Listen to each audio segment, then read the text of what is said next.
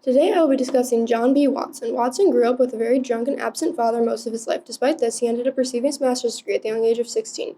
Watson had a very specific idea on parenting. He often stated that spoiling children, giving them too much attention, and touching them too often would disrupt their routines and development. Watson applied his controversial theory to his own children. However, the results were opposite of what was hoped. John, his oldest son, had intolerable headaches his whole life and died in his 50s. Mary, his daughter, became an alcoholic and tried to commit suicide like her brother James. William committed suicide in his 40s.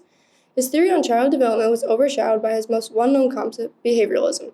Watson's career in psychology kick-started in 1913 when he published his Behavioralist Manifesto. The manifesto highlighted his theory that all behaviors are learned through interactions with the environment.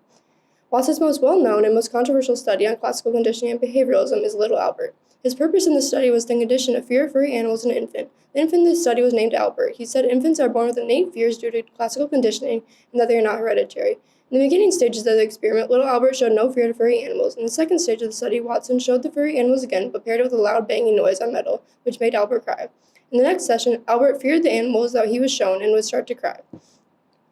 Little Albert became one of the more controversial studies done in psychology. Many critics say several of the controls were out of place, such as a dog barking unexpectedly. Some say the evidence could be seen as normal for an infant. Critics say Watson traumatized an infant for no good reason. Watson was very arrogant in his approach and publications. This made many psychologists hesitant to his findings. The Little Albert experiment caused a lot of controversy in the field of psychology. Watson's personal issues, both with his childhood and his familial issues at the time, limited his great works to a sequestered amount. In his later years, Watson's poor relationship with his children worsened, and he ended up living in seclusion for the remainder of his life.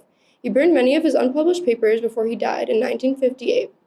John B. Watson contributed a great deal to psychology, and more specifically behavioralism. Whether it is good or bad is up to scientific and public opinion.